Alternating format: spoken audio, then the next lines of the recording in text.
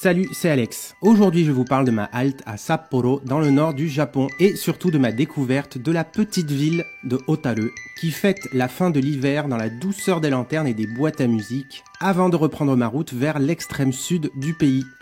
Voilà, je vais quitter Wakkanai, et j'ai prévu de m'arrêter quelques jours à Sapporo, ici. Hotaru se trouve un peu plus haut sur la côte, ici, avec la petite gare de Asari sur la route. Voilà, je quitte Wakkanai, gare la plus au nord du Japon, à bord du Limited Express Sarobetsu, direction Sapporo en passant par Asahikawa. Allez, en voiture pour une après-midi bien au chaud dans mon fauteuil rouge, calfeutré à regarder tomber la neige.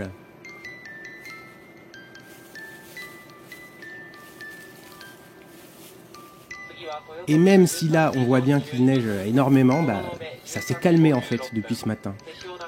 Ouais, bon, ce serait bien d'arriver à destination dans la journée quand même. Bon bref, bien évidemment, ça s'est pas passé normalement. Waidedo. À un moment donné, le temps s'éclaircit et là, je le jure, pile à un moment où je vois dans une courbe au bord d'une rivière une famille de biches quoi, qui étaient là, posées tranquilles. Énorme bruit, le train s'arrête. Ouais, bien évidemment, oui, voilà. Le train est encore passé sur une biche. Sauf que cette fois, c'est juste en dessous de moi, ouais.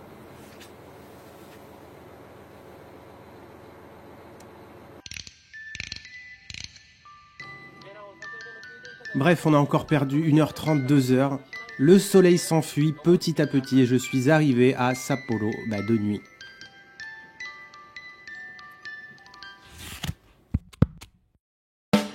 Alors, Sapporo, capitale du Grand Nord, écartée mais familière, complètement ville japonaise grise mais avec sa part d'originalité. Alors je vais rester 15 jours ici à Sapporo, mais je me suis calé dans une guest house dans les zones plus résidentielles de la ville.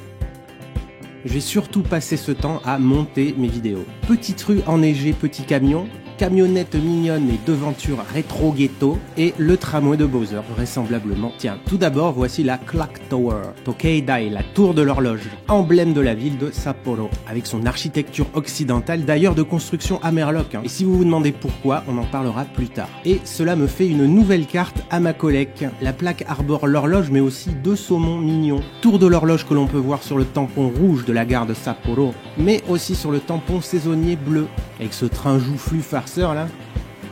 Une autre carte de plaque d'Egg, celle de la vieille plaque historique de la ville, plaque normale sans couleur mais pas moins jolie. Il y a ces petites boîtes à gravier au bord des routes et on en verse par terre sur la glace. Ça accroche et on glisse pas. Enfin c'est pas 100% efficace, ok? Faites Kei. Ouais, parce que je sais pas si j'ai précisé, il neige vraiment beaucoup. Le tram, magnifique, aux beaux angles de boîte de lait. Mais à l'intérieur ça reste super serré, oui. Qu'est-ce qu'on est serré à l'intérieur de ce truc? C'est Ecomart, le combini local de Hokkaido. Ils ont les meilleurs curry-pan du pays, ouais, les de Hokkaido obligent. Et avant d'entamer l'épisode de cette semaine, passage par Nakajima Koen et encore un bâtiment en bois à l'occidental, coloré, bien violet, le Hoheikan, pas mal, mais à ce moment de l'aventure, je me dois de faire une expérience spirituelle divinatoire. Petit Omikuji, qui malgré le fait de me tirer une sonnette d'alarme, m'offre aussi une amulette qui m'augure une victoire assurée. Hisho. Alors contre quoi je sais pas, mais bon. Victoire. Voici Kaitaku no Mura. De véritables bâtisses datant du 19e siècle de l'ère Meiji à Showa au 20e ont été entièrement déplacées pour recréer ce village historique à l'extérieur de Sapporo.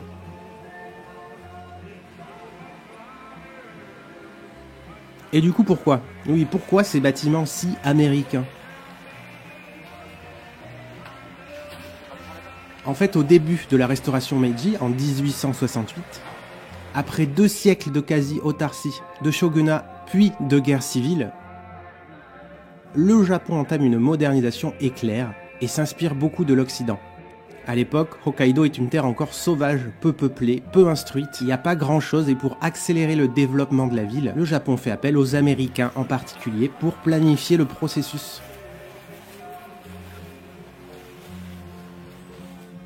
Ce qui nous donne ce savoureux contraste entre Dr Queen, femme médecin, et Zatoichi. Oui, alors ça c'est une vraie maison de médecin d'époque. si occidentale, si Dr. Queen. Et la pièce à côté, là, c'est une pièce complètement tradie japonais, quoi. Et même les estampes, là, c'est fou. On dirait une pochette d'un album de country. C'est taré, quoi. J'adore.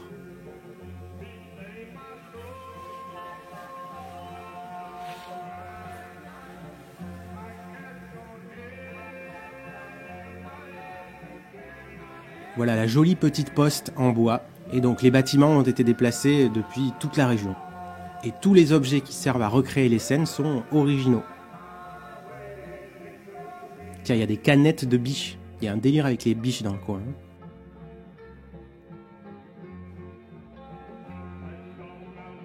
Pour le coup, tout ce qui est bâtiments administratifs, genre la poste, tout ça, et commerciaux, sont complètement calqués sur le modèle occidental. Par exemple, cette confiserie.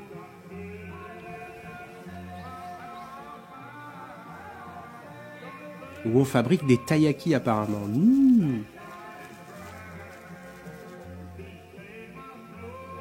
On retrouve aussi nos coiffeurs barbiers préférés.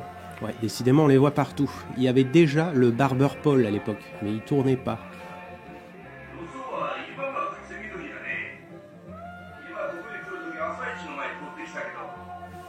Et à l'inverse, tout ce qui est restauration et habitation privée, tout reste dans la tradition japonaise. Genre tatami, tout ça, quoi.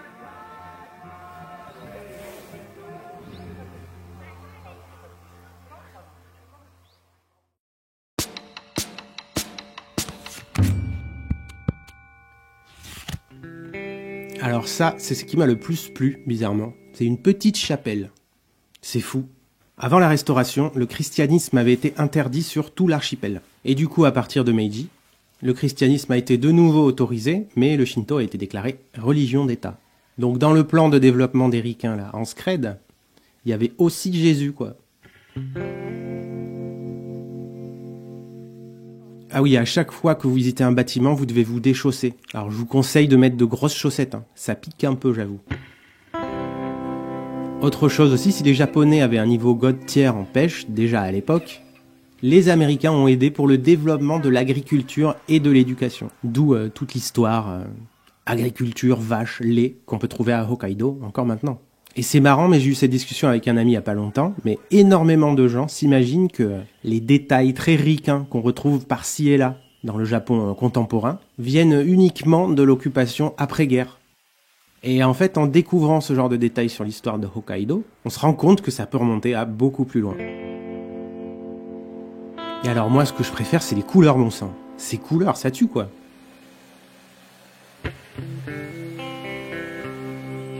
Et aussi le bourriquet qui traîne le traîneau, aussi. Enfin, qui tire le traîneau.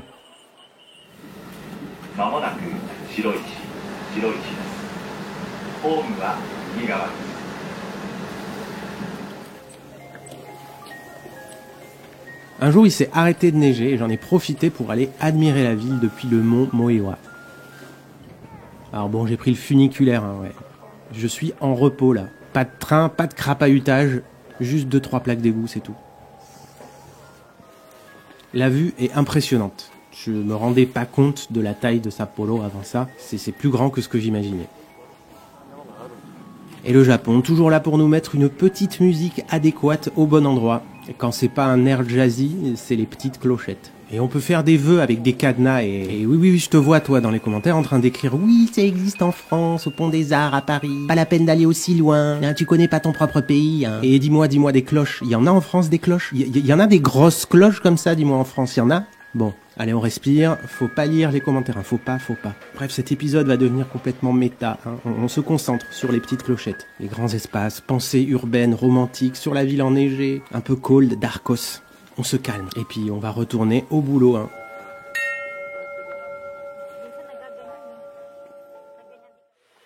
Bon, avant de passer à la conclusion et à l'émerveillement de la découverte surprise de Hotaru, je me dois de parler d'une expérience négative. En fait, ça fait des jours que je tourne autour du pot à savoir comment en parler sans passer pour un canard. Mais bon, allons-y, je vais le faire, je vais parler sans filtre. Donc, le Snow Festival de Sapporo est un événement central ultra populaire, connu mondialement, qui se déroule au centre de la ville en février sur Odori-koen.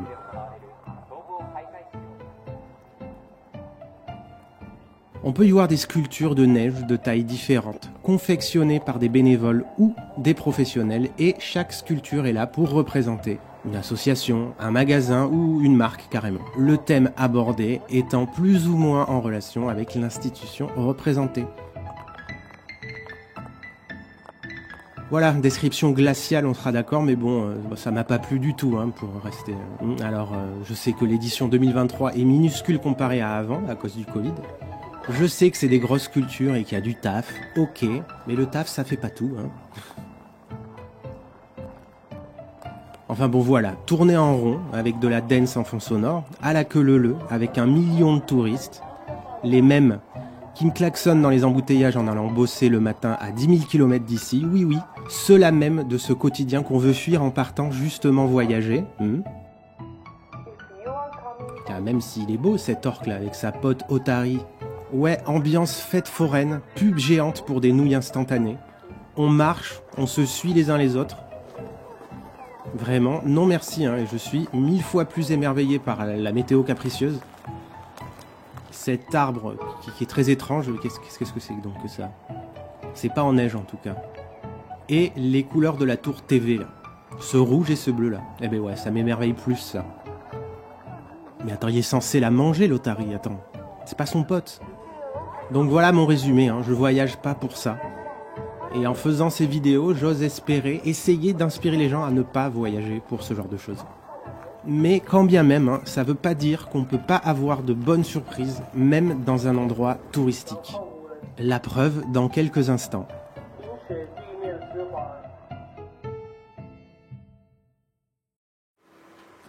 Ce jour-ci, je prends le train local de la ligne Hakodate, direction Otaru, au nord-ouest de Sapporo. Mais sur la route, j'ai une gare à visiter, vous vous en doutez. Me voici à la petite gare sans personnel de Asari.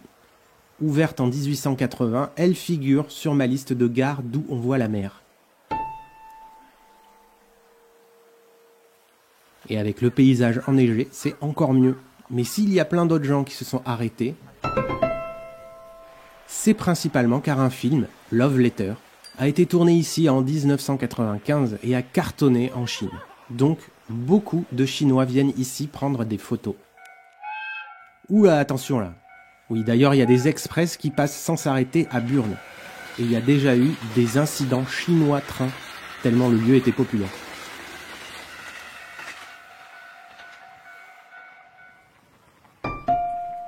Mais il y a une autre étrangeté que je suis venu voir. Ça se situe ici, sur le quai opposé de la gare, le numéro 1, juste là, à cet abri. Si on s'approche, on distingue un petit panneau IC Card Kitaka. IC Card, c'est les cartes Suica, pour simplifier.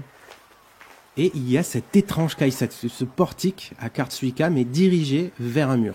Voilà. Normalement, on les traverse, mais on bip. Bah là, hop, droit dans le mur, quoi. Voilà. Oui, je me suis arrêté un peu pour voir ça aussi.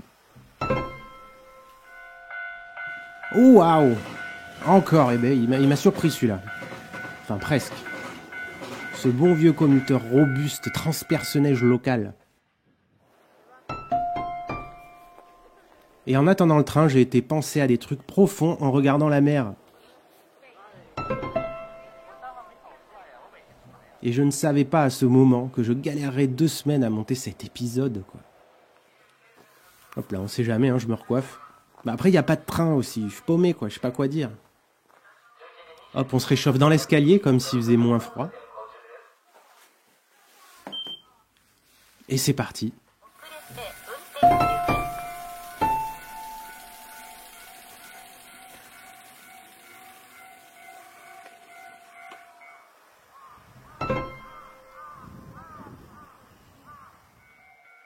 On dit au revoir à Asali avec un dernier cliché souvenir.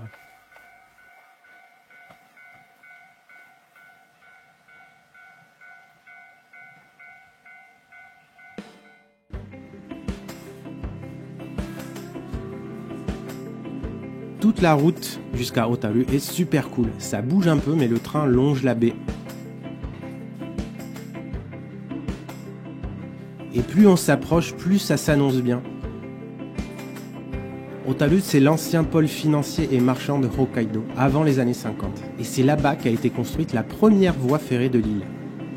Maintenant, la ville est un lieu touristique, mais ça va quoi, c'est pas Kyoto non plus quoi. Hein? En tout cas, l'histoire industrielle de la ville m'attire un peu, je suis chaud. Je me suis arrêté à Minami Otaru. Otaru Sud.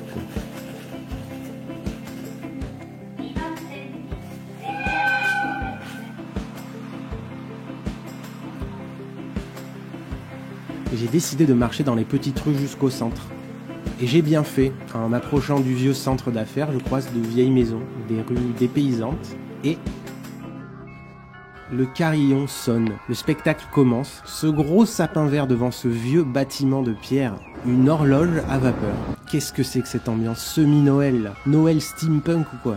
Ce bâtiment est un ancien entrepôt commercial qui servait pour le riz. Et maintenant, il abrite le Orugordo, le musée des boîtes à musique. Un ancien savoir-faire de la ville. Et par musée, bien sûr, entendez un gigantesque magasin. Alors il y a des trucs très nacrés, rose grand-maman comme ça. C'est bien, hein, ça contraste. Et il y a aussi des trucs fantasy, bien évidemment. Ceux-là sont particulièrement déconneurs. Hein. Moi, bizarrement, j'aime bien celle-là. Ça me rappelle des boîtes qu'avait ma grand-mère. Enfin, j'imagine que c'était des versions Jiffy qu'avait ma grand-mère, mais ce motif de rose-là, ça me rappelle les aquariums de Wakame.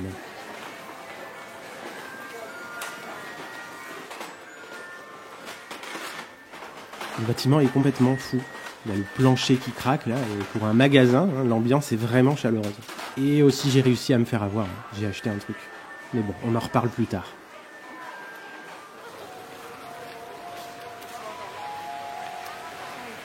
Dans les rues c'est pareil, des mélodies, l'air est léger, c'est calme, les gens ont l'air apaisés, heureux. C'est pas les gens qui se piétinent au Snow Festival.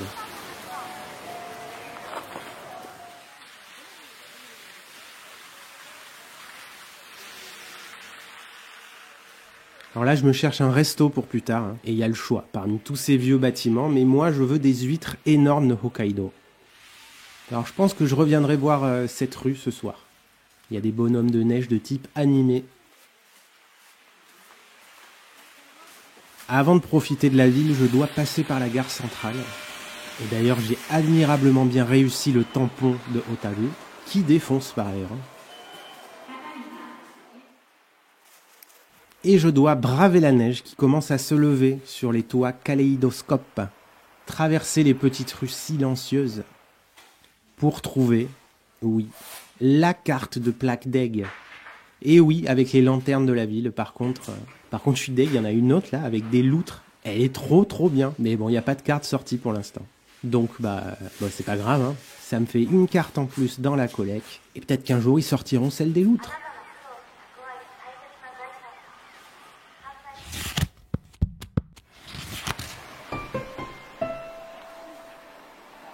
Alors ça, c'est un autre endroit qui a l'air super sympa pour manger.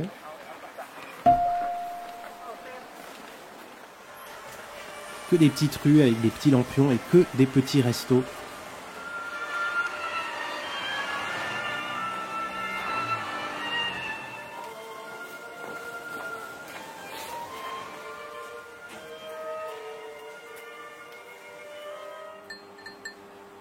Mais je veux retourner à l'endroit où je suis passé tout à l'heure. Je sais pas pourquoi, ça me donnait envie.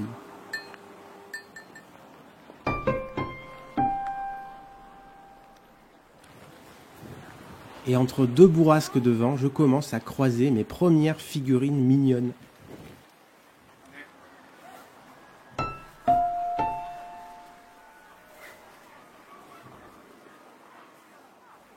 Je retrouve la rue de tout à l'heure et ses sculptures. Il y a les Kodama de Princesse Mononoke, Medama Oyaji de Gegege no Kitaro, un sans-visage aussi, ou le sans-visage, et tout le monde prend des photos dans cette toute petite rue si calme. J'aperçois les premières lanternes sans savoir ce que c'est, et je restaure mes points de vie et de stamina avec un mets iodé dans cette petite auberge. et je repars explorer la ville de nuit sans savoir ce que j'allais découvrir.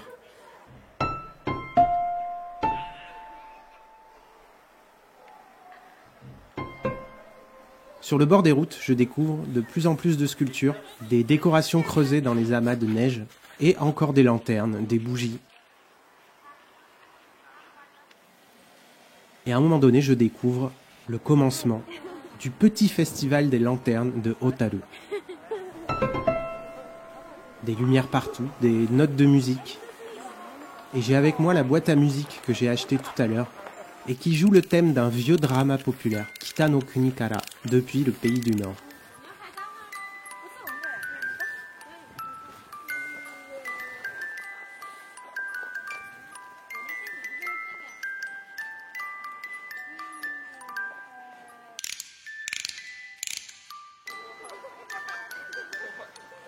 Hotaru a une vieille histoire de lanterne en verre aussi, à cause de la pêche à la lanterne, Isaribi, très pratiquée à Hokkaido pour pêcher les calamars. En fait, le verre était soufflé ici à Hotaru. Et cette boutique-là reste ouverte tard pour vendre des lanternes en verre. Et derrière l'atelier du souffleur de verre, où on peut distinguer les flammes du four qui s'agitent si on s'approche. Tous les habitants de la ville construisent des petites lanternes avec des bougies sur le bord de la route. C'est la fête qui célèbre la fin de l'hiver.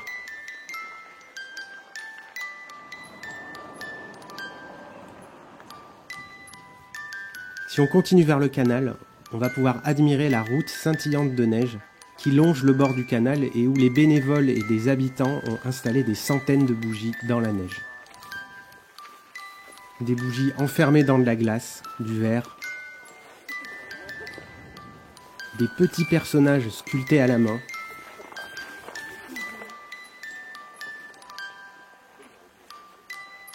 et il y a aussi ces fleurs ou des feuilles d'arbres enfermées dans de la glace, traversées par la lumière des timides flammes qui symbolisent justement la fin de l'hiver, l'arrivée du soleil, qui fait fuir la glace et libère la flore. Et ouais, il y a des gens qui viennent juste regarder, et d'autres qui viennent participer, même si c'est juste allumer une petite lanterne, rallumer une bougie éteinte.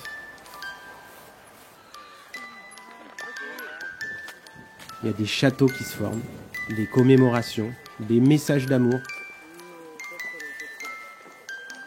Et le canal s'illumine des centaines de petites flammes. Les bénévoles travaillent dur pour garder ça en vie le plus tard possible, sous les yeux d'un Pikachu de type feu. Magique. Bon, le lendemain matin, avant de partir, je vais au marché aux poissons, le Sankaku Ichiba. Je vais déguster des bons produits locaux. Ormeaux en sashimi, huîtres gargantuesques et énorme Saint-Jacques. Et oui, cet endroit était sur ma liste et je conseille. Il faut absolument venir manger ici. Après avoir encore récupéré des cartes et profité de Sapporo, je vais pouvoir partir, continuer ma quête direction la gare la plus au sud du Japon. Et ça va aller mieux, hein, on va reprendre des trains là. Et justement, dans le prochain épisode, j'embarque dans l'hôtel roulant japonais, le Sunrise Express, légendaire.